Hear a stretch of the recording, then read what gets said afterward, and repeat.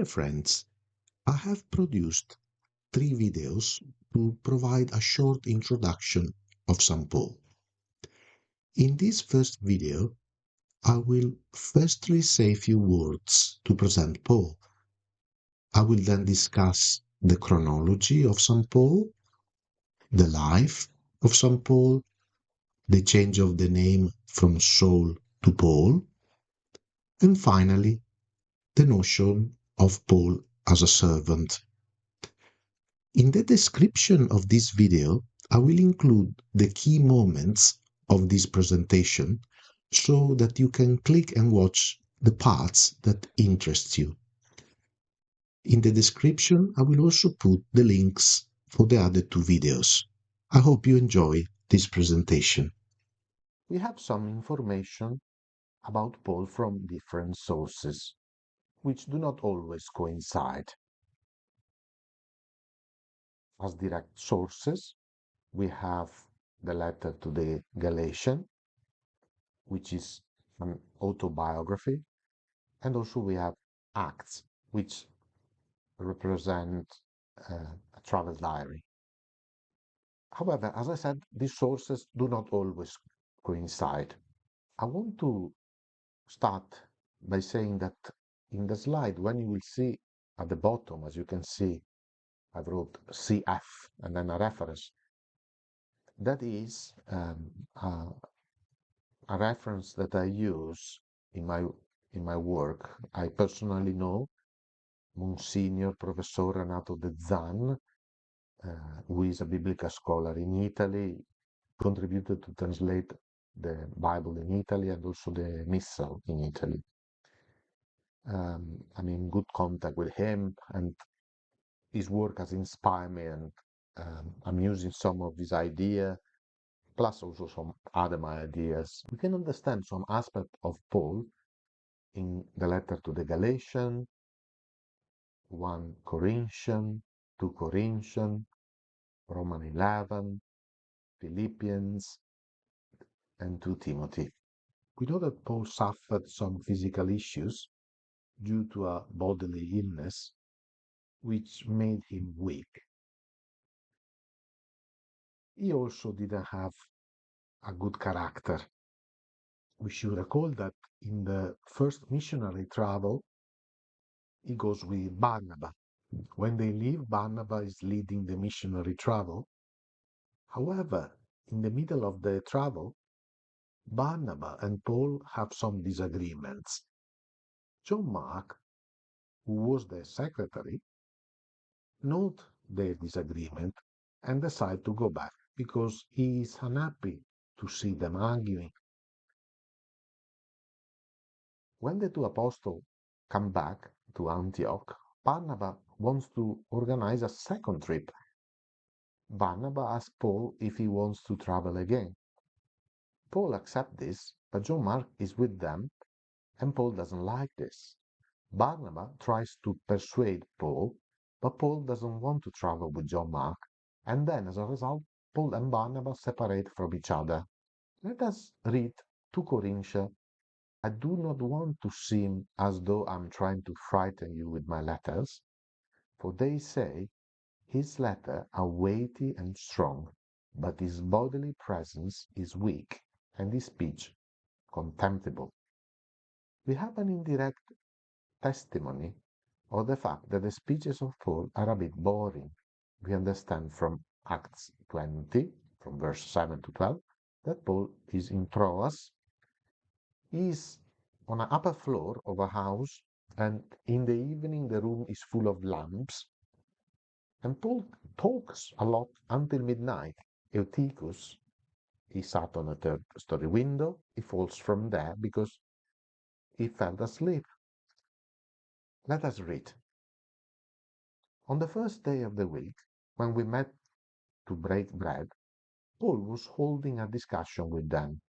Since he intended to leave the next day, he continued speaking until midnight. There were many lamps in the room upstairs where we were meeting. A young man called Eutychus, who was sitting in the window, began to sink off into a deep sleep while Paul talked still longer. overcome by sleep, he fell to the ground 3 floors below and was picked up dead. But Paul went down and bending over him, took him in his arms and said, "Do not be alarmed, for his life is in him." Then Paul went upstairs, and after he had broken bread and eaten, he continued to converse with them until dawn. Then he left. Meanwhile, they have taken the boy away alive and were not a little comforted. This means that Paul was boring, since his speech made the young man fall asleep. Despite this, Paul continues the celebration, and in the end, Paul preaches again. So it is easy to understand that Paul had the capacity of being boring. First, he speaks for hours, then he presides the celebration of the Eucharist, and then he preaches again. And he doesn't realize that people are sleeping. Eutychus is the example. Paul has a weak body. Perhaps he was small. We know this because in 2 Corinthians, his bodily presence is weak. In the same biblical passage, we also read that his speech is contemptible. Exotenemenos is a Greek term which is difficult to be translated in English. It could be a strange voice, or Paul didn't have a good ability to articulate his speech, or he was not able to articulate well his thought. In other words, if you took a single expression, it was not easy to understand him. However, if we listen to him until the end with patience, we will realize of the richness of his message. We have some indirect sources, namely 1. The apocryphal text of the Acts of Paul and Thecla, 2. The Acts of Andrew and Paul, and 3. The correspondence of Paul and Seneca. In these texts, Paul is depicted as small, fat, with unstraight legs, big nose, thick eyelashes. In the Syriac text of the Acts of Paul and Thecla, we read that, quote, "He was a man of middling size, and his hair was scanty, and his legs were a little crooked, and his knees were projecting, and he had a large," the Armenian says blue, "eyes, and his eyebrows met, and his nose was somewhat long, and he was full of grace and mercy. At one time he seemed like a man, and at another time he seemed like an angel." We know that Paul didn't use a very elegant style when he wrote in Greek.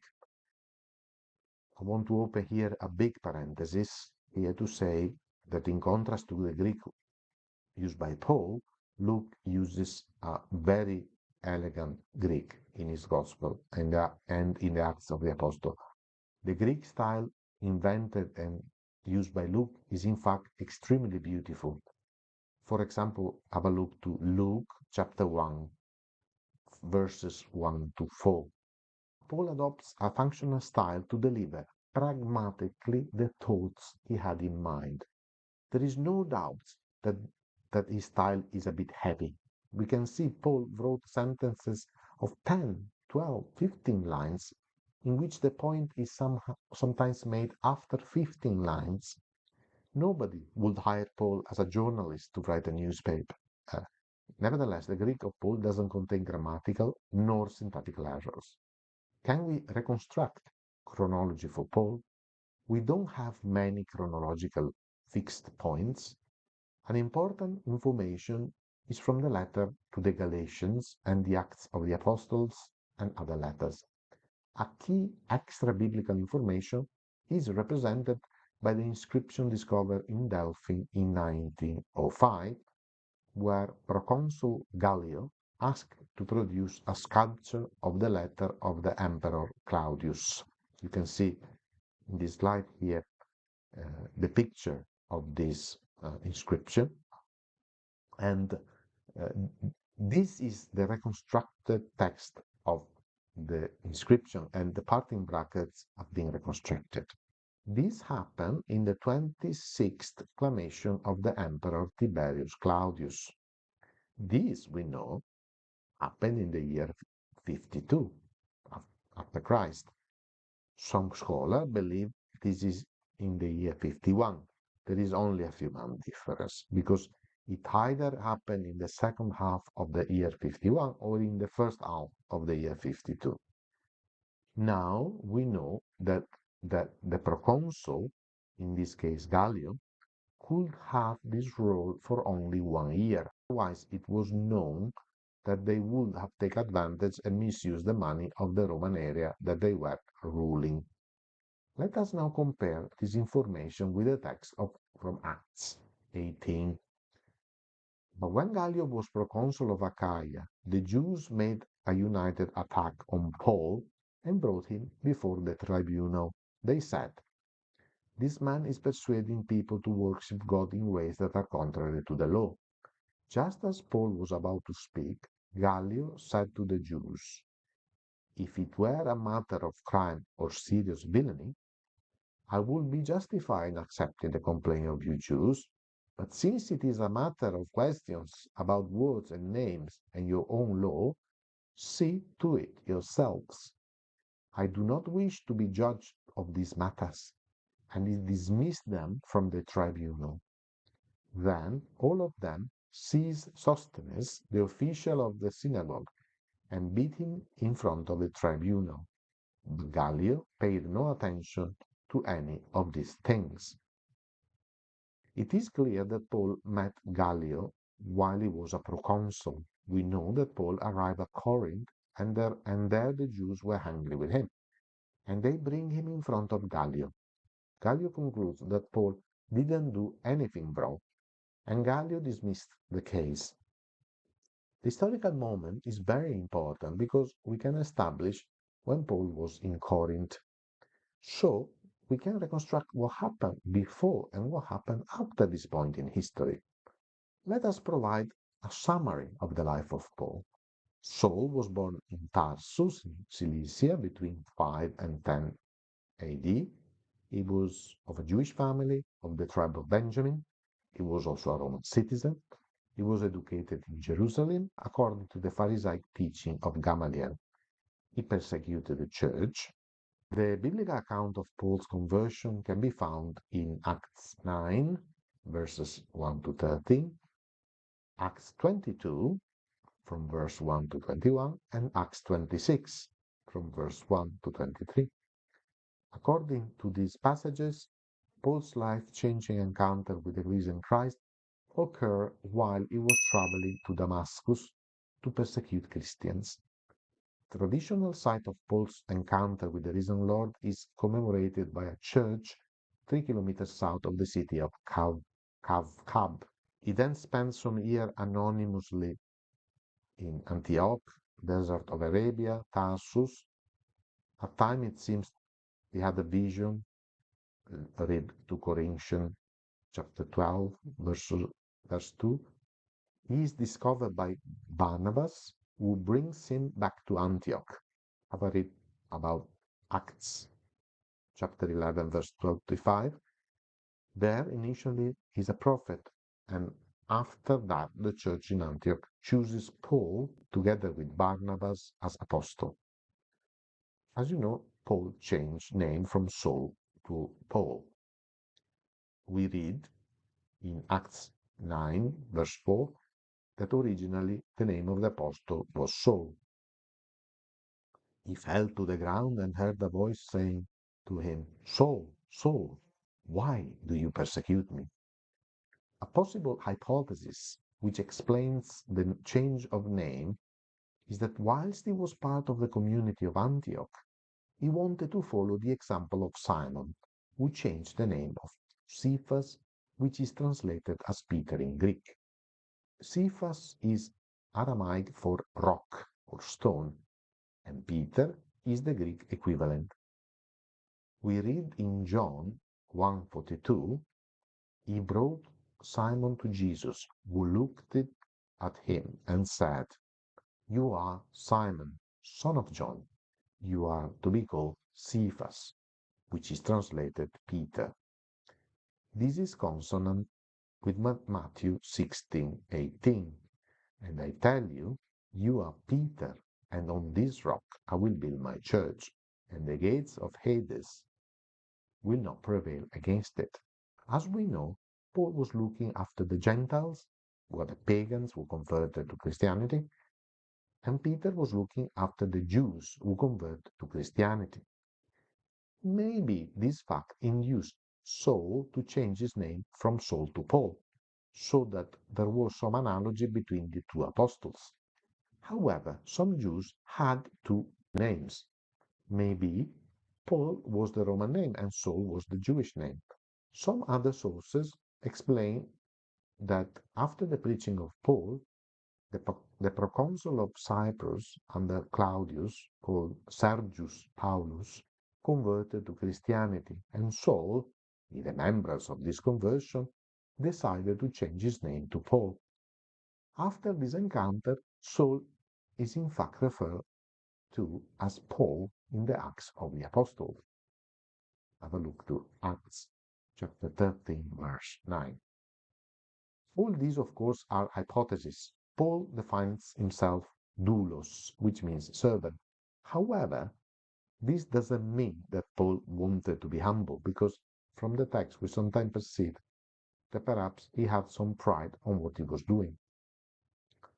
If anyone else has reason to be confident in the flesh, I have more.